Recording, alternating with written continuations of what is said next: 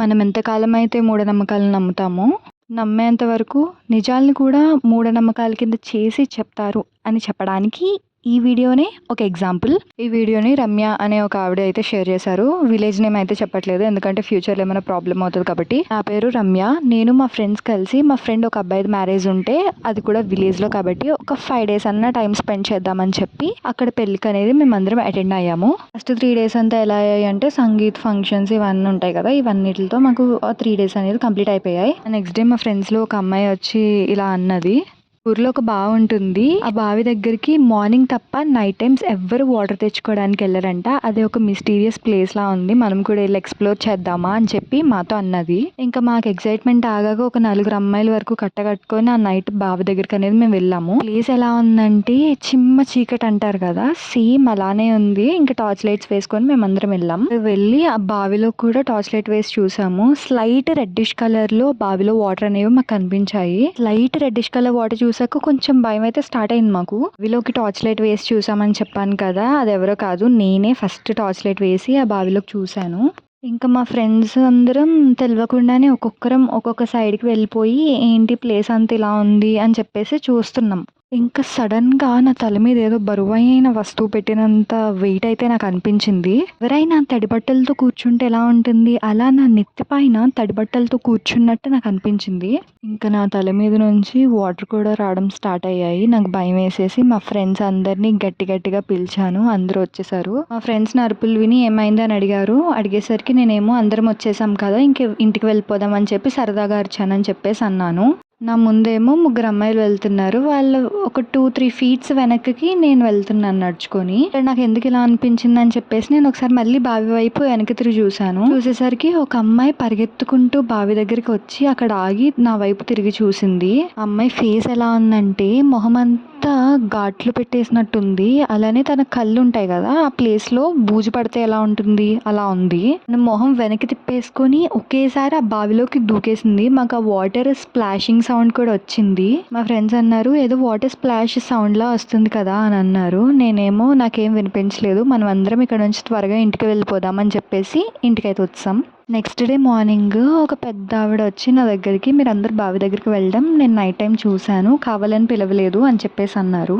మీరు అక్కడ ఏమన్నా డిఫరెంట్గా ఏమన్నా చూసారా అని చెప్పి నన్ను అడిగారు. నేను అక్కడ జరిగింది మొత్తం చెప్పేశాను. అప్పుడు నాకు ఆవిడ ఒక స్టోరీ అయితే చెప్పింది.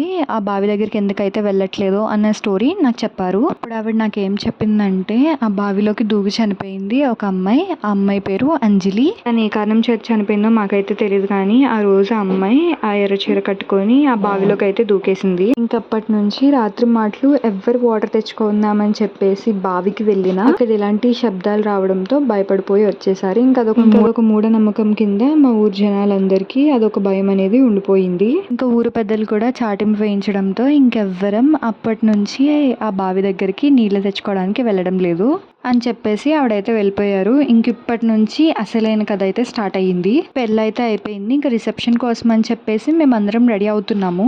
నేను మళ్ళీ నాకు తెలియకుండానే ఆ బావి దగ్గరికి అనేది నేను వెళ్ళానంట. అక్కడికి వెళ్ళి కూర్చొని ఒకటే ఏడుస్తున్నానంట. మా ఫ్రెండ్స్ కూడా నాతో పాటే వెనకాల బావి దగ్గరికి అయితే వచ్చారంట. వచ్చి నేను ఎందుకు అలా ఏడుస్తున్నానో వాళ్ళకి అర్థం కాక నా ఫేస్ ఇలా అయితే చూసారంట. ఇంకా కళ్ళంతా బ్లాక్ కలర్లో ఉన్నాయంట.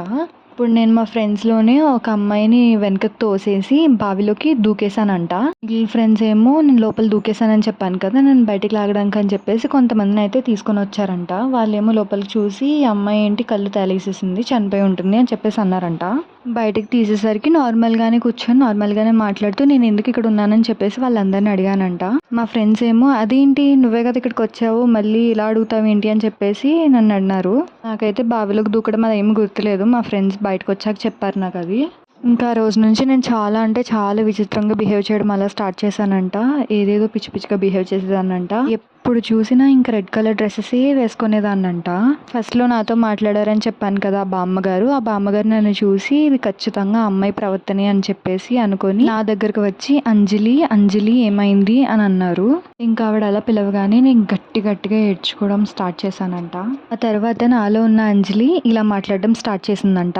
నేను చనిపోలేదు, నన్ను బలిపశువుని చేశారు, చంపిన వాళ్ళు ఇంకా బ్రతికే ఉన్నారు, వాళ్ళని చంపి నేను వెళ్ళిపోతా. ఇలా అని ఆ అమ్మాయి మాట్లాడేసి వెంటనే వెళ్ళిపోయింది. అంటే ఇంక నేను మొత్తం నార్మల్ అయిపోయి లెగిసి ఫుడ్ తిన్నానంట. మళ్ళీ నైట్‌కి సేమ్ అలానే ఏదో దయ్యం పట్టిన దానిలానే మూల కూర్చొని ఉన్నానంట. మళ్ళీ ఆ బామ్మని పిలిచారు. ఈ అమ్మాయి తిన్న వదిలేలా లేదని చెప్పేసి నన్ను పట్ల మంచాలంటారు కదా! ఆ మంచానికి తాళ్ళతో కట్టేసి ఒక మూల అనేది నన్ను కూర్చోబెట్టారు. ఆ ఊర్లోంచే మా పేరెంట్స్‌కి కూడా మా ఫ్రెండ్స్ ఇన్ఫార్మ్ చేస్తే మా పేరెంట్స్ ఆ ఊరు దగ్గరకొచ్చారు. ఆ ఊరు పెద్ద ఏమన్నారంటే, "ఆ అమ్మాయికి ఇలా దయ్యం పట్టింది కదా! ఈ ఊరు నుంచి కదలనివ్వొద్దు" అని చెప్పేసి అన్నారు. నేనైతే చాలా అంటే చాలా సిక్ అయిపోయాను. ఒక 1, 2 వీక్స్ దాకా నాకు ఆ దయ్యం అనేది అలాగే పట్టుందంట. అసలు ఆ దయ్యం పట్టినప్పుడు నేనేం చేశాననేది ఇప్పుడు చెప్తాను. రూమ్‌లో ఆ మంచానికి కట్టేశారని చెప్పాను కదా! నేను అలాగే పడుకొని ఉండేదాన్నంట. ఫుడ్ కూడా వాళ్ళు తెచ్చిపెట్టి నాకు తినిపించేవారంట. నైట్ టైమ్స్ అయితే చాలా చెలరేగిపోయేదాన్నంట. గజ్జెలు కట్టుకొని ఇల్లంతా తిరిగేసేదాన్నంట ఆ మంచంతోని. పెళ్ళింటి వారిని కూడా చాలా అంటే చాలా ఇబ్బంది పెట్టానంట. పెళ్లి కూతురినైతే చాలా భయపెట్టేశానంట నేను. కొన్ని డేస్ తర్వాత నాకు ఏవైతే బామ్మగారు నన్ను ఆ మంచానికి కట్టారో ఆవిడే వచ్చి ఒక తాయెత్తు అయితే నా చేతికి కట్టారు. తర్వాత నన్ను ఒక పూజారి గారి దగ్గరికి తీసుకెళ్ళి ఇలా ఇలా అవుతుంది ఏమైంది అని చెప్పేసి చూపించారంట. ఆయన ఏమన్నారంటే, ఆ బావిలోకి దూకిన ఆత్మే ఈ అమ్మాయిని ఇంత ఇలా ఇబ్బంది పెడుతుంది అని చెప్పి ఆయన చెప్పారంట. ఒకసారి మనం ఈ తాయెత్తు తీసేద్దాము, తను ఏం చెప్పాలనుకుంటుందో అది విందాము అని చెప్పేసి నాకైతే తాయెత్తు తీసేశారంట. ఆ తాయెత్తు తీయగానే వెంటనే అంజలి అయితే నా బాడీలోకి అయితే వచ్చేసిందంట. అప్పుడు అంజలిని కూర్చోబెట్టి పంతులు గారు ఏదో వాటర్ అమ్మాయి చుట్టూరు చల్లారంట. అసలు నువ్వెందుకు ఈ అమ్మాయి బాడీలోకి వచ్చావు అని చెప్పేసి ఆ పంతులు గారు ఆ దయాన్ని అయితే అడిగారు. అంటే అంజలిని అడిగారు. అప్పుడు తనేం చెప్పిందంటే, నేనేమి ఊరికే అమ్మాయి బాడీలోకి రాలేదు. ఈ అమ్మాయే రాత్రి సమయంలో నా బావి దగ్గరకు వచ్చి ఫస్ట్ టార్చ్ లైట్ వేసి ఆ వాటర్ని చూసి టచ్ చేసింది. ఇంకా నాకు తను నచ్చి నేను తన శరీరంలోకి అయితే ఎంటర్ అయిపోయాను అని చెప్పింది. సరే, నువ్వు మరి వాళ్ళ కుటుంబస్తులందరినీ ఎందుకని ఇబ్బంది పెడుతున్నావు అని చెప్పేసి అడిగారంట. నా పనికి అడ్డొచ్చారు కాబట్టి నేను వాళ్ళని ఇబ్బంది పెట్టాల్సి వచ్చింది అని చెప్పేసి అంజలి సమాధానం చెప్పింది. అసలు నీకేం కావాలి అని చెప్పేసి ఆ పంతులు గారు అంజలిని అయితే అడిగారంట. అంజలి ఏమో నన్ను చంపిన వాళ్ళని నేను వెనకాల తీసుకెళ్ళిపోతాను, నాకు అదే కావాలి అని చెప్పేసి అమ్మాయి సమాధానం చెప్పింది. అప్పుడు ఆ పంతులు గారు అసలు నువ్వు ఎలా చనిపోయావు చెప్పు అని అడిగారంట. తను గట్టిగా ఏడుస్తూ నేను చెప్పను అని చెప్పేసి అన్నది. ఆయన మళ్ళీ వాటర్ ఏదో చల్లేసరికి నేను చెప్తాను అని చెప్పేసి స్టార్ట్ చేసింది చెప్పడం. నేను ఈ ఊర్లో ఒక పెద్ద కుటుంబం వారి అబ్బాయిని అయితే ప్రేమించాను.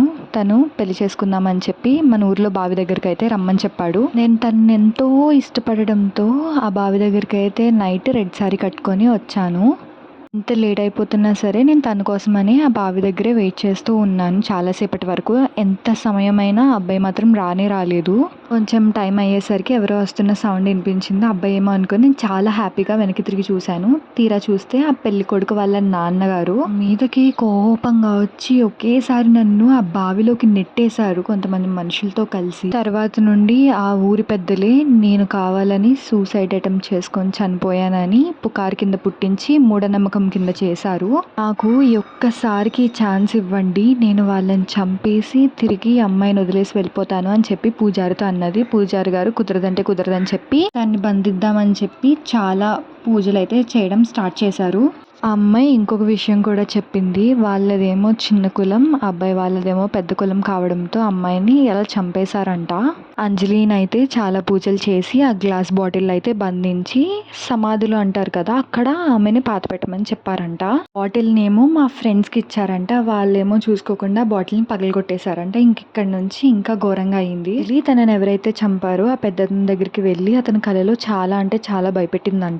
భయపెట్టి ఆ నూయ దగ్గర వరకు తీసుకొచ్చి అక్కడ రక్తం కక్కుకొని చచ్చేలా చేసింది. ఆ రోజు అమావాస్య కావడంతో అంజలికి చాలా బలమైతే వచ్చిందంట. ఆ పొద్దున్నే ఎవరో బావి దగ్గరికి నీళ్ళ కోసమని వెళ్తే అక్కడ పెద్ద ఆయన రక్తం కక్కుకొని చచ్చిపోయి ఉన్నాడంట. అక్కడతో ఆగలేదు, నన్ను కూడా తీసుకెళ్దామని చాలా వరకు ట్రై చేసింది.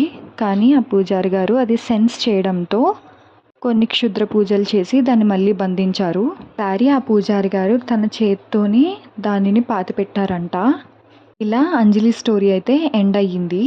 కొన్ని డేస్కి నేను బాగా కోలుకొని హెల్తీ అయ్యాక ఈ స్టోరీ అంతా నాకు మా ఫ్రెండ్స్ చెప్పారు. నేను విని చాలా అంటే చాలా షాక్ అయిపోయాను.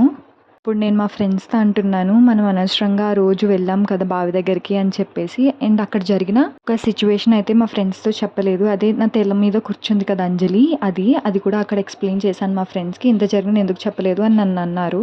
నేను మీరందరూ భయపడతారని చెప్పలేదు అని చెప్పేసి వాళ్ళతో చెప్పాను. బాటిల్ కూడా మా ఫ్రెండ్సే పగలగొట్టారని చెప్పడంతో ఇంకా కోపం వచ్చి వాళ్ళని తిట్టడం కూడా జరిగింది నేను. ఇంకా తర్వాత నాకు ఆ పూజారి గారు కూడా ఏం చెప్పారో అది కూడా మా ఫ్రెండ్స్ నాకు గుర్తు చేసి వాళ్ళ ఇంటికైతే వెళ్ళారు. పూజారి గారు నాకేం చెప్పారంటే, నువ్వు ఆ ఊరికి ఒక కొన్ని నెలల దాకా అక్కడికి వెళ్ళకు అని చెప్పారు. ఇది మన సబ్స్క్రైబర్ రమ్యకి జరిగిన స్టోరీ.